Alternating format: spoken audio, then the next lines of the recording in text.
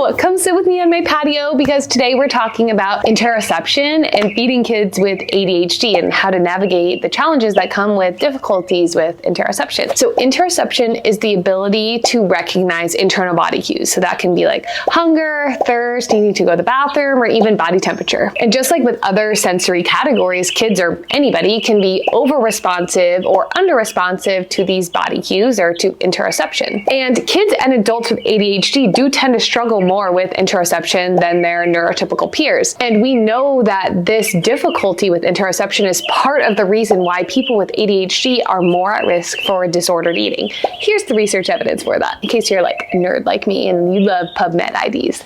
I'm Dr. Taylor and I talk about healthy relationships with food for kids, and this is part of my Feeding Kids with ADHD video course. So come on in, stay a while, subscribe, and join me. So parents can work with medical professionals like an occupational therapist, a feeding therapist, speech language pathologist, and some registered dietitians to work on getting more like in tune with these interoception signals. So I'm going to discuss some of the strategies that these medical professionals, like myself, might use. First is drawing attention to signals of hunger that aren't just like the typical like stomach growling. This is a huge one that I use in my family and for myself. I get really grumpy, hangry, and impatient when I'm hungry. Sometimes this even happens before my stomach starts growling. If I'm super hungry, I'll get like dizzy and shaky, which is also a symptom of hypoglycemia. So I recognize these as really important signals that I need to eat, even if I'm not feeling like the pangs of hunger or the stomach growling. So I'll grab something quickly to bring my blood sugar up. And my kids are the same way. So I'll say something like, I'm noticing that you are feeling super grumpy. I get like that too when I'm hungry. Here, have this fruit leather. Just take a second and eat it before we finish getting ready to walk out the door. Then I'll check back in a few minutes once they've like had a second to eat.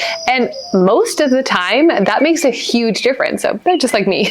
Hunger can feel different to everybody. And I've noticed that those are the biggest signs for me. The next strategy that someone might use is meditation. Meditation can be really useful for like getting in tune with your body signals, but this can be really challenging for people with ADHD. So it's kind of like in theory it works, but practically it's not the greatest strategy depending on the type of meditation that's used. So like active meditation, like stretching or some forms of exercise can be really useful for helping someone get more in tune with their body. And that might be useful for some kids with ADHD. And as a bonus, that's often also heavy work. So that has other benefits that we'll discuss later in the video. Next is labeling body sensations. This is like drawing attention to those markers of hunger, but kind of narrating it out loud to your child so they can see you working through this process. So an example might be like, I am feeling like I'm having a really hard time focusing and I'm feeling grumpy. I think that means I'm hungry. I'm gonna go eat something. Or I haven't eaten in a while and my head kind of hurts. I think I need to go eat something. So the grouchiness, the impatience, the headache, that's hunger for me, and verbalizing that and labeling it is helpful for me as someone with ADHD and for my kids in helping them see the process of like recognizing and labeling and getting in tune with those body signals. Next is pausing to see how you feel. This is especially useful if you or your child tends to rush through meals like I do sometimes. I'm a mom. Sometimes I have no choice but to rush if I'm going to actually finish my meal before somebody needs me. This can look like taking a moment to like take a deep breath during a mealtime or like pausing outside of meal times when you can. I know sometimes it's easier said than done, just to like reflect inward and see how you're feeling. But that's if you remember to do it, which can be a challenge for someone with ADHD. So there's caveats there too. And for young kids, this doesn't have to be something like a big giant, like everybody take a break at the table and take a deep breath. It doesn't have to be that weird. This can just look like offering an opportunity for conversation or connection or being silly or playing games at the table. So for younger kids, this might look like, what's that, tummy? You need more blueberries? Okay, that'd be something silly. For older kids, I might do something like, sometimes I just need to take a minute at mealtime to let my stomach adjust to see if I want to eat more. Now, it's important to note that this is not a tool for limiting calories, but rather a support for your kids if they're struggling with recognizing those fullness cues or hunger cues. So there are ways that we can practice being better at recognizing these internal hunger cues, but we can't practice away struggles with interoception. And I think it's possible to go overboard with this practicing like, is your tummy empty? Do you feel hungry? Like this can feel overwhelming and like a lot of pressure, either pressure to eat more or pressure to stop eating, when we want to decrease the pressure in the eating environment to foster healthy relationships with food. Ultimately, a person or a child who's struggling with interoception at mealtimes is probably going to need some environmental support. So here are a couple options. Keep in mind, not all of these will work for everybody. You might want to use one with your kid. You might want to use all of them with your kid. Some of these supports your kid might find super helpful, like a timer, and some of them might be stressful, like a timer. So it just depends on the individual kid, and it's really just like a trial and error to see which supports are the most useful for your family. So support number one is a consistent meal and snack schedule. I'm not talking rigid, flexible is key here, but implementing consistency when offering 3 meals and 1 to 3 snacks per day. For younger kids and most kids, it's usually around the 2 to 3 snacks per day mark. So that predictability, offering filling meals and snacks at these times to help fill them up and make it to the next meal without feeling like that dysregulating feeling of being super hungry. And I'll talk later about how to build a plate for a kid with ADHD. That's part of this video course too, but can't make these videos crazy long, so that'll come soon. Support option number 2 is timers or like calendar reminders to eat and drink. So for older kids, calendar reminders, like if they have their own phone or smartwatch. And for younger kids, timers, you can set it on the microwave, you can do it on your phone, you can do like one of those like visual timers. And these timers are especially important if your child is engaging in a task where they tend to like hyper focus and might lose track of a bunch of time and end up super hangry and dysregulated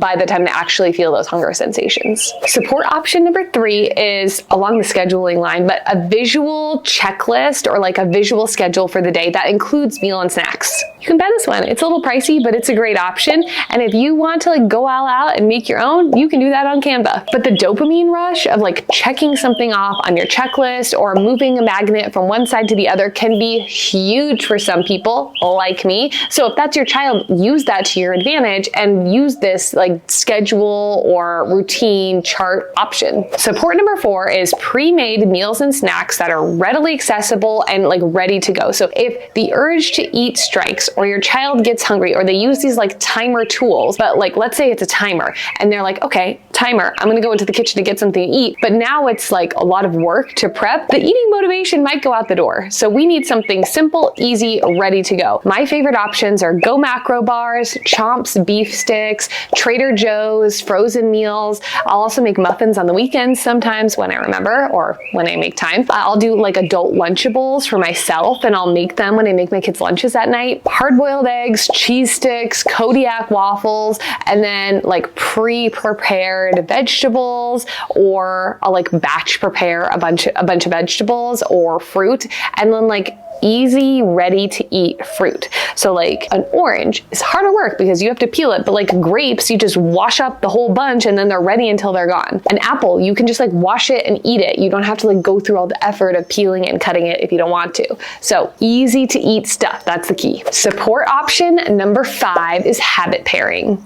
I love habit pairing. Habit pairing is the action of pairing a habit that you already have or an activity that you love with a habit you want to develop, which might be like regularly eating to fuel your body, or teaching your kids to like independently choose to regularly eat to fuel their body. It's a mouthful. So for me, this looks like reading or listening to an audiobook or watching Grey's Anatomy while I eat lunch. Sometimes I'll lose track of time and I forget to eat lunch, but if I'm like looking forward to listening to my audiobook or watching a show while I eat, that motivates me to like take a break, slow down, and fuel my body. I want to take a break to eat. I want to adhere to the habit of regularly fueling myself because it now is something that I really enjoy. So something I really love for kids is the Yoto player. It's like Audible for kids. So they have all these cards on their website. We have a bunch of them. And the cards are like music, podcast, audiobook, even like quizzes. And they just like put them in and play. And it's a great screen-free, commercial-free activity for kids to use during meal times if they need something else to focus on, but you're not wanting to put a show on, which for some kids can work great. But the Yoto is another great option. I'll link it below. Oto. Obviously we have the Oto. This one's the mini and I love it. My youngest was listening to Sesame Street. Support option number 6 is more sensory supports at the table. If a child is more regulated, they're going to be more able to listen to those internal body cues. But this is not a fix. This is just like getting rid of some of the interference that makes it harder to listen to those cues. This can vary depending on their child's specific needs. So for example, this could look like noise canceling headphones or like loop earplugs. I love those. Fidgets, standing instead of sitting, an exercise band around the legs of the chair for kicking, a ball at their feet for wiggling, crunchy foods or a narrow straw, spicy foods, and really cold drinks. So check out this video if sitting at the table is a struggle, because I go through this in more detail and how to navigate it. And number 7 is engaging in heavy work prior to coming to the table. I also have a video about that and I'm gonna put it right here and in the caption if you want to learn more about that, because that has been so helpful for my family. And last, I'm not going to include like this as a sensory support because I think everybody should be doing this. It's just like a general good practice, but that would be including safe foods at the meal times and also regularly including foods that your child really enjoys. It's much easier to take a break to eat when you like the food. This doesn't mean that their plate needs to be like all full of candy, but including the foods that they really like and making sure we're always having the safe foods is going to make them a more willing participant at meal and snack times. I'll include a video here, yet another video, about safe foods and why they're important and how to utilize them. If you found this video helpful, make sure to like and subscribe. Tell me in the comments if you have any questions about how interoception affects eating in kids and adults, I guess, with ADHD. And if you have a support that you love to use for your family, for your kids, for yourself, add that in the comments too as a resource for other families. And that's it for today's video. See you next time.